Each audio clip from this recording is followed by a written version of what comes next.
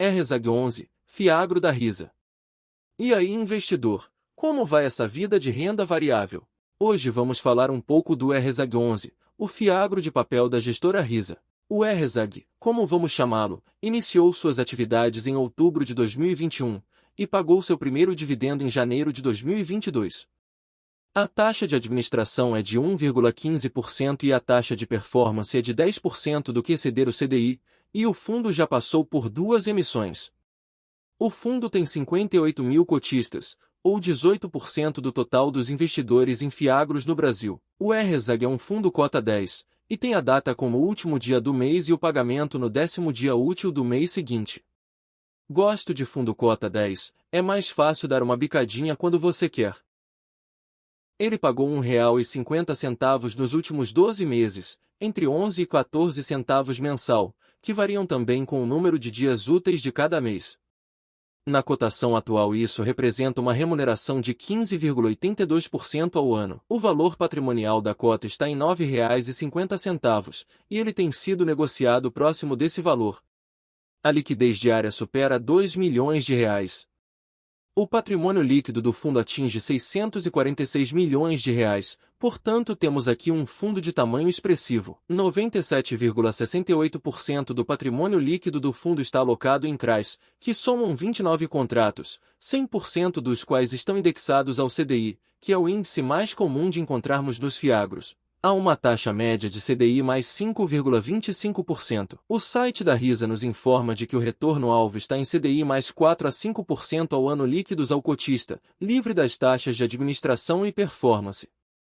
Vemos que o fundo raramente atinge os 4% que excedem o CDI, na meta. Quanto às culturas financiadas, o relatório gerencial traz os cenários para as culturas principais, a soja, o milho e o algodão.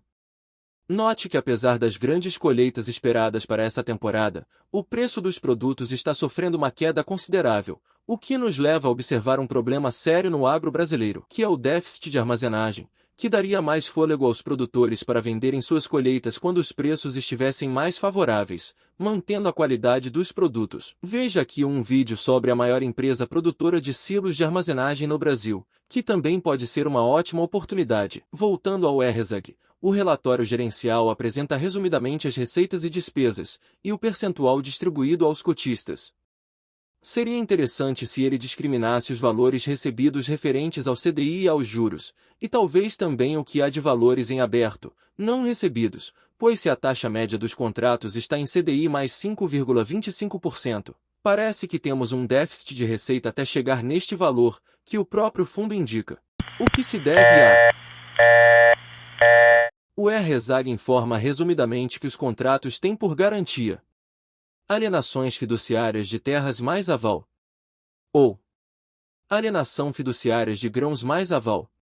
É interessante contar com garantias reais, ainda mais se forem imóveis, mas o fundo não detalha essas informações, como as margens de garantia. Por exemplo, o relatório gerencial do RZAG ilustra, rapidamente um panorama das culturas atendidas, das finalidades dos financiamentos, e a concentração conforme as regiões geográficas também. Agora vamos a um ponto importante. O fundo é composto por 29 CRAs, certificados de recebíveis do agronegócio, sendo que o maior deles em valor representa 8,4% do patrimônio líquido do fundo. Até aí tudo bem. Esse valor refere-se a créditos pulverizados, que abrangem 5 devedores dentro deles. Esse grupo tem mais 5 contratos, totalizando 23,3% do patrimônio líquido do fundo. Os demais contratos são concedidos a mais 7 devedores, que concentram 28%, 17,4% ou 10% do patrimônio líquido do fundo, por exemplo, sem considerar que o maior devedor também figura dentro do grupo dos CRAs pulverizados, sem discriminar a sua participação nesse grupo. Esse é um ponto de atenção que devemos considerar. Fiz uma corrida maluca pelos informes mensais, trimestrais ou anuais, mas não obtive mais informações detalhadas através desses documentos. Outro fato é que o fundo possui cotas sênior, mezanino e subordinadas para praticamente todos os devedores, tomando maiores os riscos. Uma informação básica, mas importante, seria saber se esses contratos estão todos adimplentes, e até que o relatório incluísse um acompanhamento do risco. Não temos nenhuma informação a respeito. O RIS informa também que tem 100% de originação própria dos ativos, sendo que os emissores indicados para os CRAs são a Virgo e até a Eco Securitizadora, numa pequena participação. Seria interessante sabermos em qual sentido a RIS é originadora desses CRAs. Enfim, temos aí um Fiagro que conseguiu captar um grande patrimônio e nos deixou com uma porção de perguntas. Arrisca responder algumas? Analisar é aprender. Se gostou desse vídeo, deixe seu like e inscreva-se no canal. Será um prazer produzir novos conteúdos que possam contribuir com a sua educação financeira. E até breve!